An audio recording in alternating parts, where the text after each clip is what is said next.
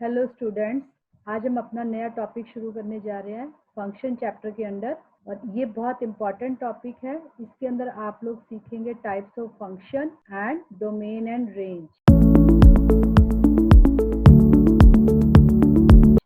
Types of function फिर वही आप समझिए और समझने के बाद उसे अपनी लैंग्वेज में अगर इसको याद रखेंगे तो ज़्यादा अच्छा रहेगा।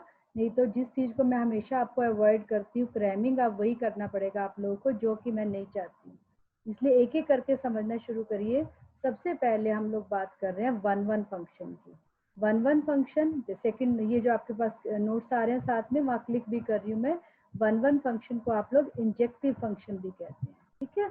यहाँ पर डेफिनेशन दी गई है, बट आप लोगों को मैं एक एग्जांपल से समझाती हूँ। अगर आप लोगों के पास एक नेचुरल नंबर का सेट है और रेंज में भी आप लोगों के पास नेचुरल नंबर का सेट है, और यहाँ पर हम लोगों ने एक फंक्शन लिया x square, let f x is equal to x square.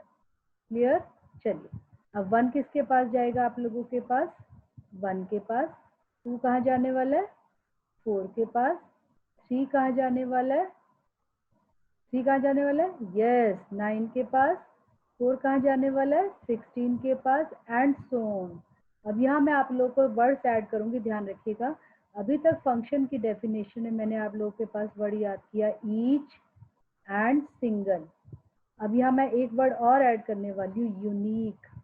Unique चीज वो होती है जो एक ही होती है दुनिया में, कोई भी नहीं हो सकती, सिंगल चीज, दैट इज यूनिक। अब यहाँ पर एक चीज को समझिए, वन वन फंक्शन में फंक्शन है तो ईच और सिंगल की क्या डेफिनेशन तो क्लियर करेगा, बट एक कंडीशन और साथ में क्लियर करेगा, दैट इज द यूनिक। अब देखिए, वन की इमेज कौन? One, yes. टू की इमेज कौन? फोर। थ्री की इमेज कौन? 9। फोर की इमेज कौन? 16। तो क्या ये इमेजेस यूनिक है? यस।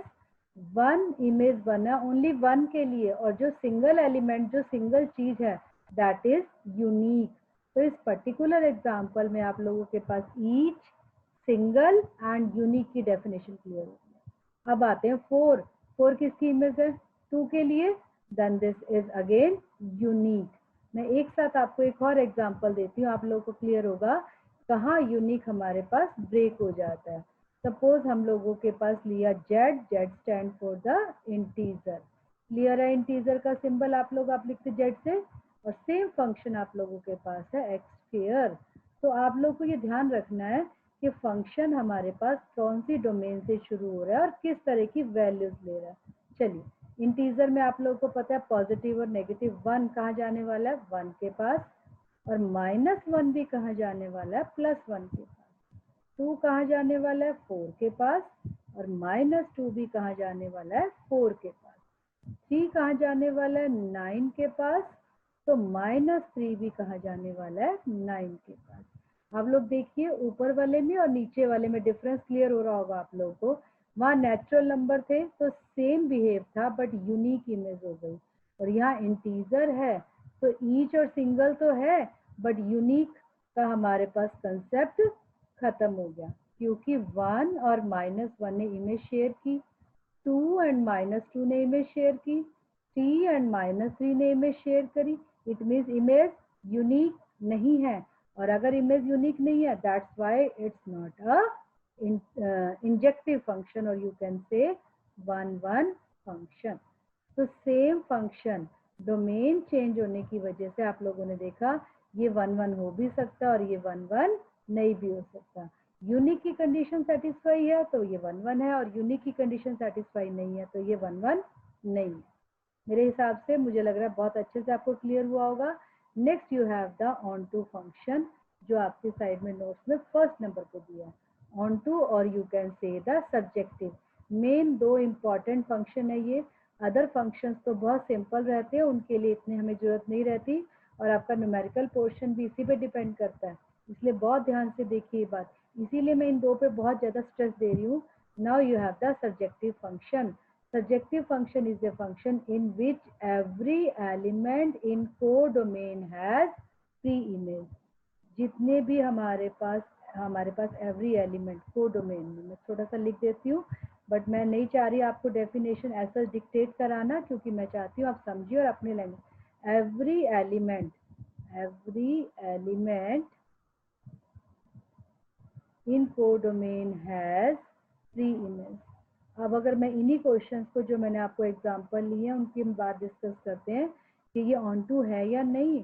नेचुरल नंबर थे बेटा, नेचुरल नंबर में आपको 1 के बाद सीधा 4 नहीं मिलता, 1 के बाद कौन है 2 की कोई प्री इमेज नहीं है, 3 इसकी कोई प्री इमेज नहीं है, उसके बाद सीधा 4 की प्री इमेज मिली हमें, उसके बाद 4 के बाद 5 की कोई प्री इमेज नहीं है, 6 यहाँ की कोई प्री इमेज नहीं मिल रही, 7 इसकी कोई प्री इमेज नहीं है, 8 इसकी भी कोई प्री इमेज नहीं है।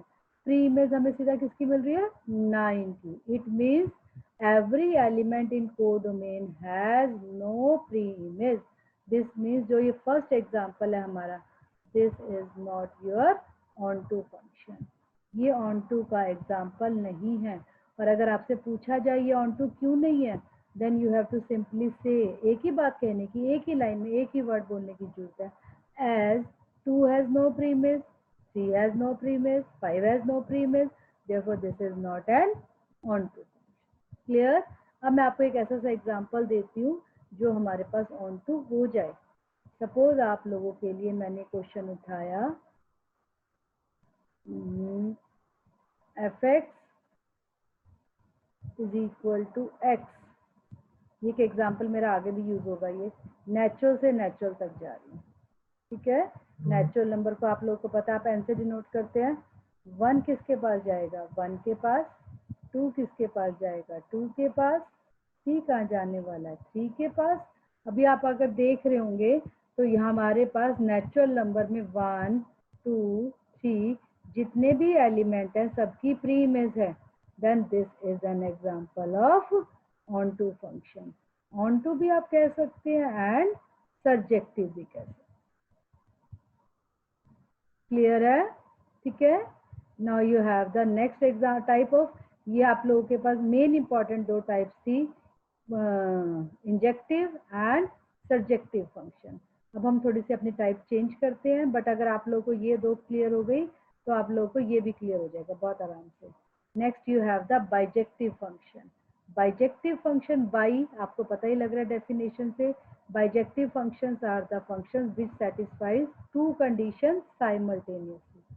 वो दो कंडीशन साइमल्टेनियसली सेटिस्फाई कर रहे हैं, एक 1 1 की और एक ऑन टू की। वो फंक्शन जो 1 1 भी है और जो ऑन टू भी है उसे आप लोग क्या बोलते हो बाइजेक्टिव फंक्शन। क्लियर। चलो, इसलिए मैंने ऊपर वाला एक आपके लिए एग्जांपल लिया। आप लोग देखते हो every element has unique image, 1 की इमेज 1, 2 की image 2, single single element image बन रहे हैं, और every element has pre image. This is example of 1 1 and onto. ये यूनिवर्सल सा है, अभी आप आगे पढ़ेंगे तो आप लोगों को बताऊंगी वहां पर। इस फंक्शन को हम लोग आइडेंटिटी फंक्शन भी कहते हैं। तो आइडेंटिटी फंक्शन बेस्ट एग्जांपल है समझने के लिए जो 1 1 भी हो और जो on to. Clear. Next you have the constant function. ये इजी है सारे। A function which gives only the constant value. Suppose you have the fx is equal to 3। देखिए जरा, बनाइए टेबल इसकी। हम लोगों ने 9th 10th में भी सीख कर आए हैं, जब हम ग्राफ बनाना सीखते थे। टेबल बनाते हैं तो अपनी वैल्यूज को फीड करने लगते हैं, और जब हमें टेबल बना रहे हैं तो हम fx को y के इक्वल लिख लेते हैं सिंबॉलिकल फॉर्म में, ठीक है। हमारे पास ऑर्डिनेट और एब्सिसा की वैल्यूज लेकर चलते हैं। चलिए रखिए x की वैल्यू 1, क्योंकि यहाँ हमारे पास फंक्शन में x प्रेजेंट नहीं है तो y की value is always equal to 3। रखिए x को 2, y अगेन 3, रखिए x को 0, y अगेन 3, रखिए x को -1, y again 3। The value of y is always fixed at 3। ये मैंने जस्ट एग्जांपल के लिए लिया बच्चा, यानी एक मोटा मोटा आप लोग ये कह सकते हो कि अगर वैल्यू फिक्स है then that function is known as your constant function। Clear. यहाँ पर सिंबॉलिकली फॉर्म में इन्होंने लिख दिया f of a is equal to b, और मैं भी आपको पहले किया है जब लेक्चर स्टार्ट किया। मेरी बात को ध्यान रखिए कि अपनी लैंग्वेज में डेफिनेशन लिखिए बेटा। अगर आपने मेरी डेफिनेशन को समझा है तो मुझे लगता है आप इसे समझ सकते हो। इन्होंने f of a is equal to b लिखा, मैं शायद कुछ ऐसा भी कह सकती हूँ if fx is equal to k और लैम्डा, क्योंकि हम कांस्टेंट के लिए अक्सर k और लैम्डा सिंबल यूज कर लेते हैं। Then this function is known as constant function. Then you have the linear function. ये तो आपको डेफिनेशन से बहुत इजीली क्लियर होते जाएंगे। लीनियर फंक्शन, जिस फंक्शन में जो वैल्यूज हैं वो लीनियर फॉर्म में आ रही हैं। और लीनियर किसे कहते हो? ये तो स्कूल लेवल का काम है, जब हम लोग सिंगल पावर के टर्म के साथ डील करते हैं, that is your linear function. Next is your identity function. Identity function अभी आपको मैंने बताया f x is equal to x, और इसे थोड़ा देसी समझाऊं आप लोगों को। जैसा ही एक्स है वैसा ही वाई है, जैसा ही इमेज है वैसा ही प्री इमेज है, then that function is known as identity function.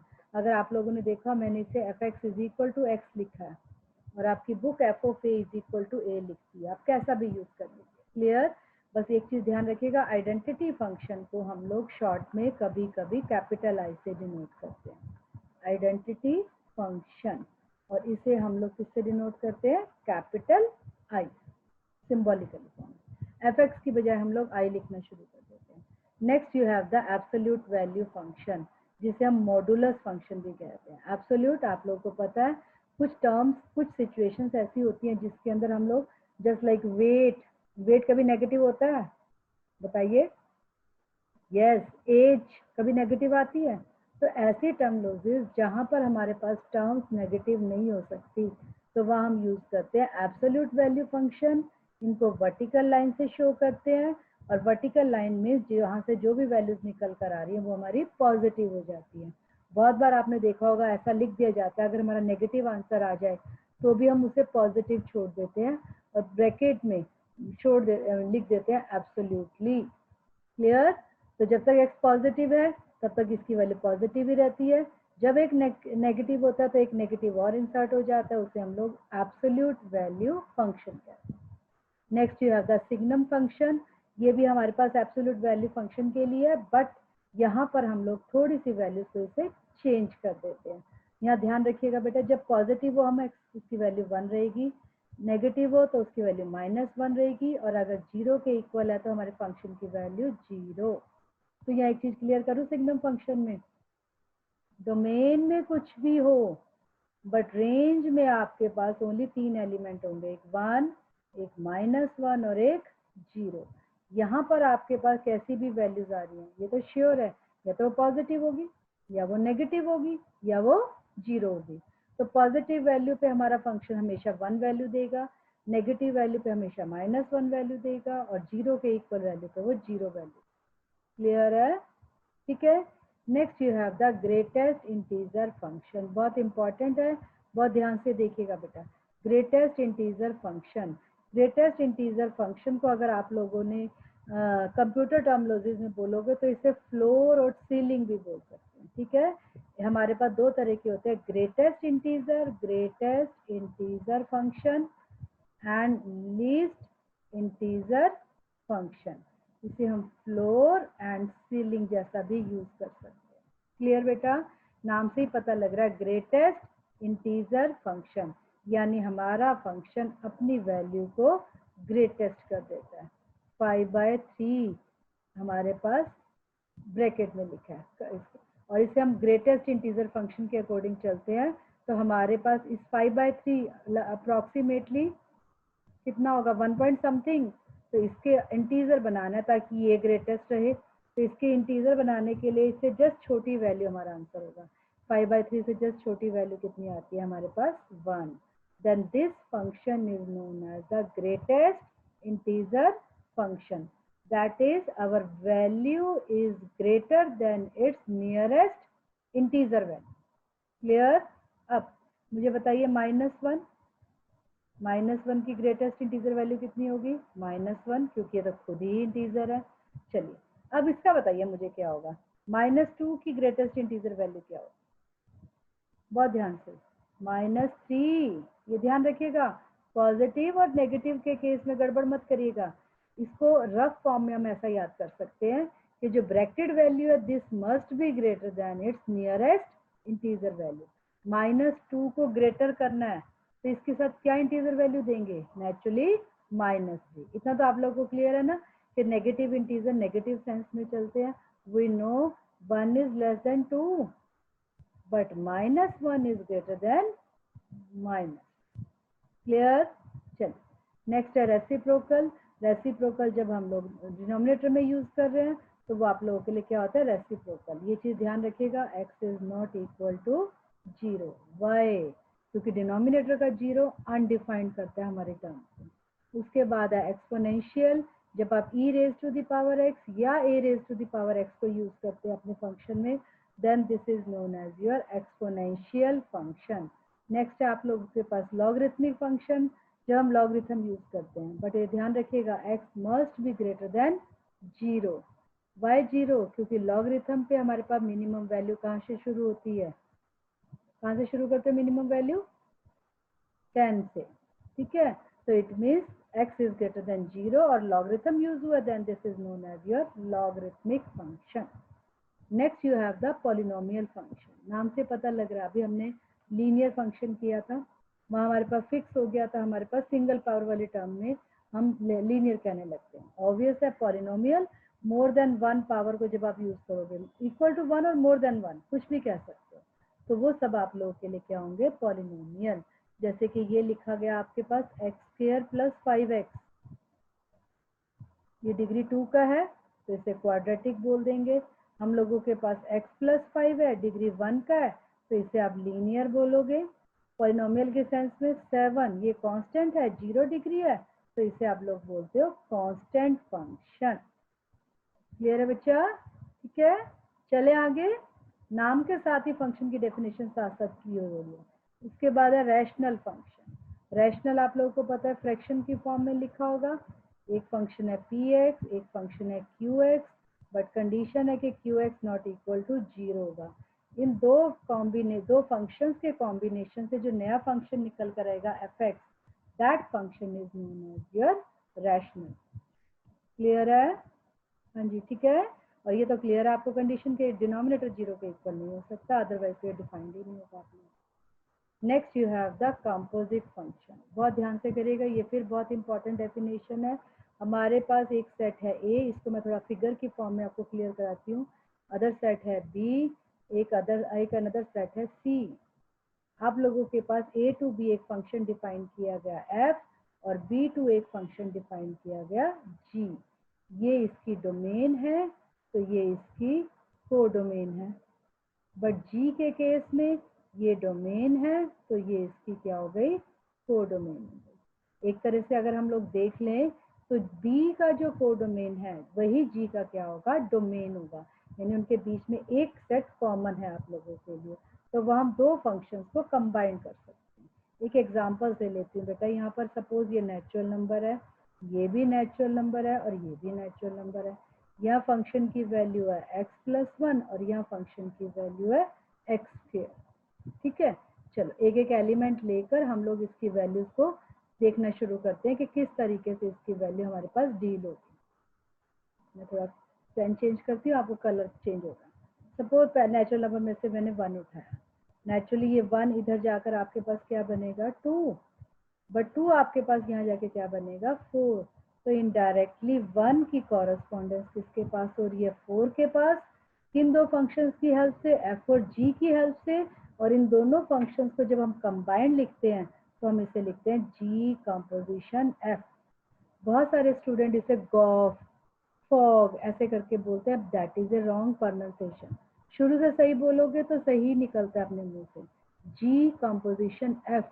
इसे ओ से, कैपिटल ओ से लगभग हम डिनोट करते हैं, तो that is known as your composition function. और एक थोड़ा सिंपल लैंग्वेज में कहूँ तो आप ऐसा कह सकते हो, पीछे वाले को आगे लिख लिया जाता है। और डोमेन रेंज की सीक्वेंस यही है, बट एक सिंबॉलिकली फॉर्म में लिखते हुए, then under the g composition f 1 becomes 4. Clear? This is known as your composition function. Composition function में एक चीज डील करने को बताऊंगी। अगर आप जी कंपोजिशन एफ है, उसके ऊपर कोई एक एलिमेंट ऑपरेट कर रहे हैं, तो उसको एक सीक्वेंस में जी ऑफ एफ एक्स कुछ इस तरह से लिखा जाता है। आपको ये क्लियर करना चाह रही हूँ क्या होगा। अगर आप लोग देखते हो जी और एफ कंपोजिशन में कंबाइंड है और एक्स एलिमेंट अभी बाहर ही अप्लाई नहीं किया गया, बट जैसे ही x को f के साथ अप्लाई कर दिया जाएगा तो हमारे पास कंपोजिशन सिंबल को स्किप कर देते हैं। Then that is the way to deal with the composition. Clear? और एग्जांपल लेकर भी हम आगे डिस्कस करेंगे। Next you have the inverse function. Inverse नाम से ही पता लग रहा है, कोई एक फंक्शन f होगा, उसके कॉरस्पॉन्डेंस में f इनवर्स निकालेंगे। f अगर हमारे पास a से b तक जा रहा है, f हमारा a से b तक जा रहा है, तो नेचुरली जो f इनवर्स है वो हमारे पास कहाँ तक जाएगा, b से लेकर a तक। और नेचुरली अगर हम इसे कंबाइन करना चाहें, a से लेकर b तक f और b से लेकर a तक वापस f इनवर्स, निकालिए इसका कंपोजिशन। तो f inverse composition f a to a, और ये किसकी तरह बिहेव करता है, i की तरह, यानी आइडेंटिटी फंक्शन। वैसे भी आप लोग को पता है जो इनवर्स है वो एक दूसरे को निग्लिजिबल करते हैं, वैनिश करते हैं, न्यूट्रलाइज करते हैं, तो इनवर्स फंक्शन भी हमारे पास उसी तरीके से बिहेव करता है। क्लियर? नेक्स्ट बहुत बहुत बहुत important, that is equal function. दो फंक्शंस, इसको मैं आपको इक्वल का एक अलग अलग से हैं, f दिया हुआ है और g दिया, हमें उन्हें इक्वल कहना है। दो बातें कंडीशन चेक करेंगे, एक तो f का डोमेन और एक g का डोमेन सेम होना चाहिए, एक fx की वैल्यू और एक gx की वैल्यू, वैल्यूज भी सेम हो जाए। दोनों में से अगर एक कंडीशन भी फेल हो जाती है तो we are fail at the equality of the function. Clear बेटा? ठीक है, इसको मैं आपको एक एग्जांपल से बताती हूँ तो थोड़ा ज़्यादा अच्छा लगेगा। चलिए मैं एक लेती हूँ fx, वो आप लोगों के पास है x+1। एक लेती हूँ मैं gx फंक्शन, वो आप लोगों के पास है x² - 1/x-1। अब देखिए हमें चेक करना है whether f is equal to g और नॉट। देखिए, हाँ जी, हम लोग देख रहे हैं, अगर देखा जाए ये हमारे पास a² - b² का फार्मूला बन रहा है यहाँ पर, ठीक है। और अगर आप a² - b² के फार्मूले के अकॉर्डिंग चलते हो तो आप लोग देखोगे कि आपके पास वैल्यू सेम निकल कर आ रही है, g की भी वैल्यू उसी तरह से जैसे हम लोगों के पास f की वैल्यू आ जाती है, ठीक है। बट हम अगर इसकी डोमेन वैल्यू सेम आ रही है, बट अगर हम इसकी डोमेन निकालने लगे तो हम लोग को पता है f कहीं भी फेल नहीं है और g हमारे पास 1 के ऊपर फेल है। y 1 पे फेल है, आप देखिए, क्योंकि डिनोमिनेटर में अगर मैं x को 1 रख देती हूँ तो हमारे पास जो डिनोमिनेटर है वो किसके इक्वल हो जाएगा, 0 के इक्वल।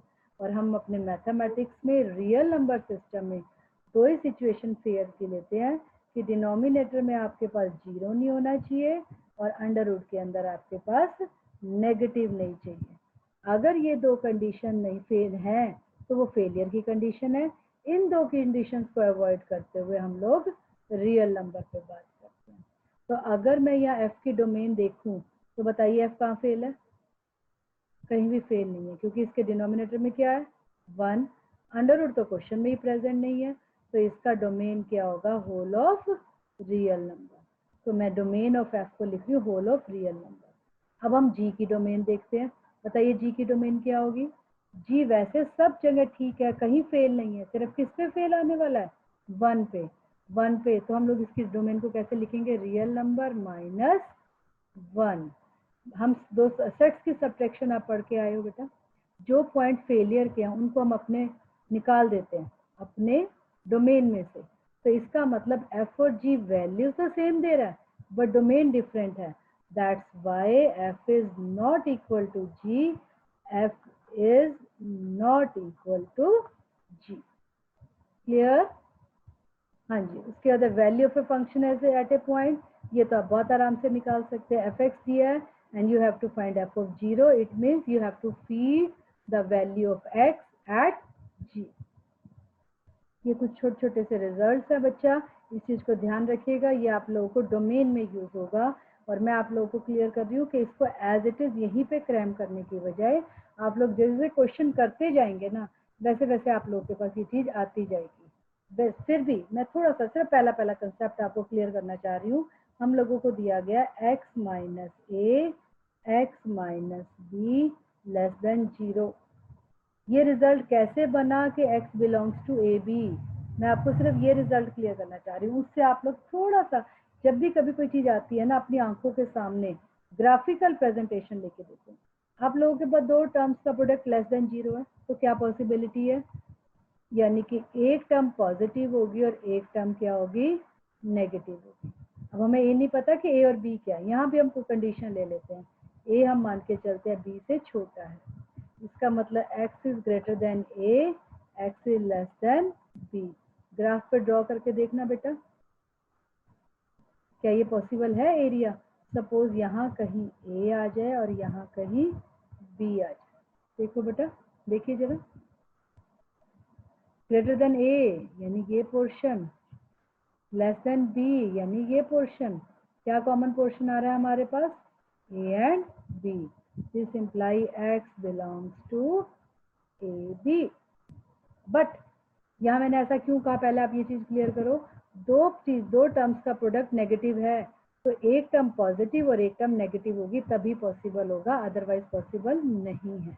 बट यहाँ आप लोग एक चीज और समझिए कि मैंने सिर्फ पहली टर्म को क्यों पॉजिटिव लिया, मैं उसको नेगेटिव भी ले सकती थी। तो हम यहाँ वही लेकर देखते हैं, नेगेटिव टर्म लेकर देखते हैं कि नेगेटिव कैसे हो सकता है।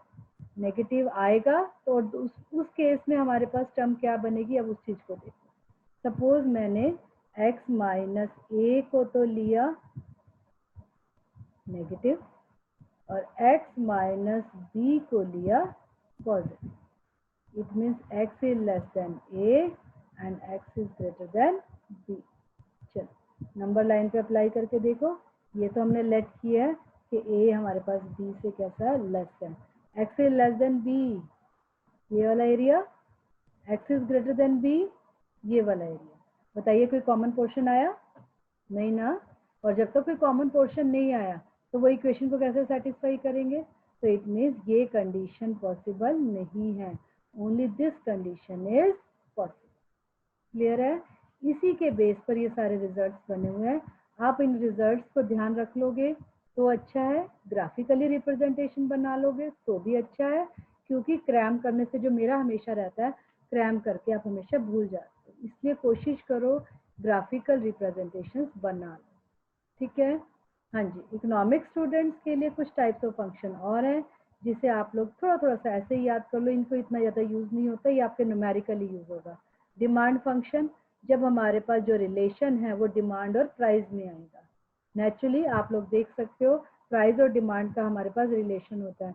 जब हम प्राइस की हेल्प से क्वेश्चन में डिमांड को रिप्रेजेंट करते हैं, ये स्टैंडर्ड नहीं है P is equal to f q, where P is the price and Q is the quantity demanded. ये स्टैंडर्ड नोटेशन नहीं है बच्चा, ये सिंबॉलिकल है। जस्ट प्राइस है तो P से डिनोट कर दिया, Q की डिमांड है हमारे पास तो उसको हम लोगों ने क्वांटिटी को Q से डिनोट कर दिया। ये सिंबॉलिकल नोटेशन है, these are not the standard. तो हमारा डिपेंड करेगा P और Q की हेल्प से जो भी इक्वेशन बनेंगे उसी तरह की हमारे पास शेप निकल कर आती है, जो इन बीच के लिए इक्वेशन होगा तो किस तरह की इक्वेशन है और उसी तरह के हमारे पास ग्राफ बन जाते हैं, ग्राफिकल रिप्रेजेंटेशन। क्लियर बेटा? उसके बाद सप्लाई फंक्शन, नेचुरली आप लोगों को पता लग रहा है सप्लाई फंक्शन में हमारे पास प्राइस और सप्लाई के साथ आ रहा है, ये हमारे पास रिलेशन है क्वांटिटी और सप्लाई के बीच में। तो इसे हम लोग x, थोड़ा सा डल है यहाँ मैं लिख देती हूँ, x is equal to f p की फॉर्म में लिख लेते हैं। P स्टैंड फॉर प्राइस और x और s, मैं अभी ऊपर क्या क्या ही आपको, ये स्टैंडर्ड नहीं है, ये सिंबॉलिकल है, किसी भी तरह की फॉर्म में हम इसे रिप्रेजेंट करते हैं। फिर डिपेंड करता है क्वेश्चन बना कैसा हुआ है, स्टेटमेंट आई कैसी है, उसी तरह का ये ग्राफ ले लेते हैं। ग्राफ हम आगे सीखेंगे, उसके बाद आप लोग इसको बड़े आराम से ड्रॉ भी कर सकते हैं।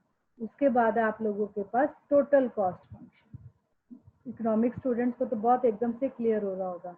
यहाँ हमारे पास कॉस्ट और आउटपुट की बात करते हैं और इसे हम लोग क्या लिख देते हैं, C is equal to f q, where C total cost है और Q हमारे पास क्या है, आउटपुट। फिर बच्चा बार बार बोल रही हूँ ये सिंबॉलिकल नोटेशन है, these are not the standard, और आप लोगों के लिए इसके लिए इतना कुछ यूज नहीं होता, बट ठीक है हमें पता लग रहा है C और Q यूज है तो इसका मतलब कॉस्ट फंक्शन को रिप्रेजेंट कर रहा है। डिपेंड कर रहा है कॉस्ट और आउटपुट के बीच में रिलेशन कैसा है। अगर हमारे पास सिंगल पावर वाली इक्वेशन तैयार होती है तो वो लीनियर, और लीनियर हमेशा एक स्ट्रेट लाइन की फॉर्म में ग्राफ होता है, और अगर आप लोगों के पास सेकंड डिग्री तैयार हो रही है तो वो हमेशा पैराबोलिक शेप में ग्राफ होती है। Clear? Next you have the production. Production में आप लोगों के पास नंबर ऑफ वेरिएबल्स डिपेंड करते हैं कि हमारे पास हमारी क्वांटिटी कौन कौन से आइटम हमारे पास हो रहे हैं, x1 और x2, और उसे हम q से रिमूव करें। Next you have the revenue. Revenue को तो मुझे क्लियर करने की इतनी जरूरत नहीं है, बट फिर भी आप लोगों को पता लग रहा है जब हम रेवेन्यू की बात कर रहे हैं तो नेचुरली कोई क्वांटिटी हमारे पास सोल्ड हो रही है और वहीं से हमारा रेवेन्यू जनरेट हो रहा है। क्लियर? तो इसे हम R is equal to FQ की फॉर्म में लिख देते हैं, जबकि R आपका टोटल रेवेन्यू होगा और Q आपके पास क्या हो गया, क्वांटिटी। तो ये चीज आपको क्लियर रहनी चाहिए। Next you have the profit function. Profit किस पे डिपेंड करता है बताइए? प्रॉफिट, हाँ जी, रेवेन्यू एंड कॉस्ट पे, कितने में हमने चीज बेच दी और कितने में हमने चीज खरीद ली। तो ये थोड़ा डल है तो इसे भी थोड़ा लिख लेते हैं। P stand for profit, R minus C। Profit तो तभी होगा जब हमारा रेवेन्यू हमारी कॉस्ट से ज्यादा है। Clear? That is R is equal to P is equal to R minus C। Then you have the consumption function. Consumption function जहाँ हमने कंजप्शन को दिखाया है, हम लोग किस चीज के लेवल की बात कर रहे हैं, इनकम की कंजप्शन हो सकती है, हमारे कमोडिटीज की कंजप्शन हो सकती है। तो C is equal to FY। ये नेशनल कंजप्शन से रिलेटेड है और हम वेरिएबल हम इसके लिए कोई भी यूज कर सकते हैं। Clear? Same as it is बेटा, आप लोगों को पता मार्जिनल लेवल पर मार्जिनल कॉस्ट प्राइस, इनकी ग्राफ उसी तरह की फॉर्म में निकल कर आएंगे। हाँ जी, क्लियर? चलिए थोड़ा सा एक आध क्वेश्चन हम डोमेन रेंज का करते हैं और उसके बाद हम इसकी प्रैक्टिस के लिए एक लेक्चर और लगाएंगे। छोटे से क्वेश्चन से शुरू करती हूँ आप लोगों के लिए। If fx is equal to 1 upon x minus 1, हम जितना भी सिस्टम रीड कर रहे हैं वो रियल नंबर सिस्टम में रीड करते हैं, और रियल नंबर सिस्टम में हम लोगों के पास फेलियर की दो ही सिचुएशन है। डिनोमिनेटर में 0 नहीं आना चाहिए और अंडर रूट के अंदर नेगेटिव नहीं आना चाहिए। ये दोनों सिचुएशन हम लोग फेलियर की मानते हैं। ठीक है, अब बताइए fx हमारा कहाँ फेल हो रहा है? यस, कहाँ? 1 पे। तो f हमारे पास जो domain of f symbolical form में ऐसे लिखेंगे, और ये किसके इक्वल होगा? Real number minus 1। अपने सेट में से रियल नंबर में से वो पॉइंट माइनस कर दो जहाँ फेलियर हो रहा है, तो बाकी सब पॉइंट पर हमारी वैल्यू कैलकुलेट हो रही है, तो वो हमारे पास क्या होगा? डोमेन होगा। अब हमें निकालना सीखना है रेंज। आप लोगों को पता है जहाँ से फंक्शन स्टार्ट हो जाता है वो हमारा डोमेन, और जहाँ पहुँच जाता है वो हमारे पास क्या होता है? हमारा रेंज होता है। तो रेंज कैलकुलेट करने के लिए हम फंक्शन में y का जनरेट करेंगे और इसे हम लिखेंगे y is equal to 1 upon x minus 1। x के फेलियर होने, पास होने, x की वैल्यूज की वेरिएशन को जब हम चेक करते हैं तो वो हमारे पास जो देता है वो हमारे पास क्या होता है? डोमेन। और जब हम y के वेरिएशंस को y की कैलकुलेशन करते हैं तो उसे हम लोग बोलते हैं रेंज। तो अब हमें कुछ भी करके हमें यह y में कन्वर्शन करना है। देखो ये आपको देखना है क्या कर सकते हैं, पर जो मुझे समझ आ रहा है, मुझे ऐसे ही लग रहा है, हम इसको क्रॉस मल्टीप्लाई करते हैं। x is equal to 1 by y plus 1, और अगर आप इसका एलसीएम ले लेते हो तो 1 by y by y. Clear? तो अब आप लोगों के पास कहाँ आ गया बताओ? x is equal to 1 plus y by y. बताइए अब हमारी y की वो कौन सी वैल्यू जो इसे फेल करेंगी? अगर आप लोग देख रहे हो y हमारे पास 0 के इक्वल नहीं होना चाहिए, बाकी सब कुछ ठीक है। ठीक है, तो रेंज ऑफ f को सिंबॉलिकली लिखेंगे, range of f is equal to real number minus singleton 0। Clear? Then this is the set. मैंने ऐसे लिखा है रियल नंबर माइनस सिंगलटन 0, और आपकी बुक ऐसा लिखती है set of all real number except 0। एक ही बात है, ये वर्डिंग में एक्सप्लेन किया गया और ये मैंने थोड़ा मैथमेटिकली एक्सप्लेन कर दिया। तो ध्यान रखिएगा, वापस रिपीट कर रही हूँ, जब हमारे पास हमारे x के फेलियर और पास के पॉइंट्स इकट्ठा करते हैं रियल नंबर के हेल्प से, तो हमारे पास जो निकल कर आएगा वो डोमेन, और उनको क्रॉस मल्टीप्लाई करके आपस में हम लोग इसको y में कन्वर्शन कर ले और y का फेलियर पास डिस्कस कर ले, तो जो कुछ निकल कर आएगा वो हमारे पास क्या होगा? हमारा रेंज होगा। चलते चलते एक क्वेश्चन और डिस्कस करती हूँ, थोड़ा अंडर रूट के साथ है आप लोगों के पास। माइनस अंडर रूट एक्स आपका वेरी फर्स्ट एग्जाम्पल है। बताइए ये कहाँ फेल होगा, बताइए, पता लग रहा है आप लोगों को? अगर हम यहाँ नेगेटिव रखते हैं एक्स की वैल्यू, तो नेगेटिव ऑलरेडी अंदर प्रेजेंट है, तो मिलकर वो क्या हो गया, पॉजिटिव। It's not clear? 0 पे यस क्लियर है। 1 पे अगर मैं एक्स को 1 रख देती हूँ तो देखिए क्या बनेगा, -1 अंडर रूट। तो फेलियर की सिचुएशन आ गई, इसका मतलब ऑल पॉजिटिव रियल नंबर्स पर ये फेल होता है। तो अब इसको लिखने के दो तरीके हैं बेटा। किस तरह से, देखो, domain of f is equal to क्या क्या छोड़ना है रियल नंबर में से, all positive z minus r, sorry, real number minus z plus, ऐसा भी लिख सकते हैं, है ना। या हम डोमेन ऑफ एफ को लिखना चाहें तो हम ऐसा भी लिख सकते हैं, 0 टू -∞। ये वो पॉइंट्स है 0 से लेकर नेगेटिव तक के सारे पॉइंट्स पर हमारे फंक्शन पास है, फेल नहीं है, वैल्यूज डिफाइंड है। क्लियर? हाँ जी। और ये हमेशा याद रखिए, इंफिनिटी साइड हमेशा राउंड ब्रैकेट होती है जो ओपन को शो करती है, क्योंकि हमारे पास इंफिनिटी और -∞ हमारे ओपन एंड है। क्लियर है? चलो अब हम इसकी निकालना सीखते हैं रेंज। रेंज के लिए मैंने अभी आपको बोला y is equal to minus under root x, squaring करो both side, y square is equal to -x, तो x is equal to -y square. ये बताइए कहाँ फेल है? कहीं भी फेल नहीं है, बट क्योंकि हमारे पास यहाँ नेगेटिव नंबर्स हैं, वैसा देखा जाए तो हमारे पास कहीं फेलियर की सिचुएशन नहीं है, बट डोमेन में जब है ही सिर्फ नेगेटिव पॉइंट, तो रेंज में हमारे पास ऑल पॉजिटिव पॉइंट्स इंक्लूडिंग 0, तो इसे 0 टू इंफिनिटी। क्लियर?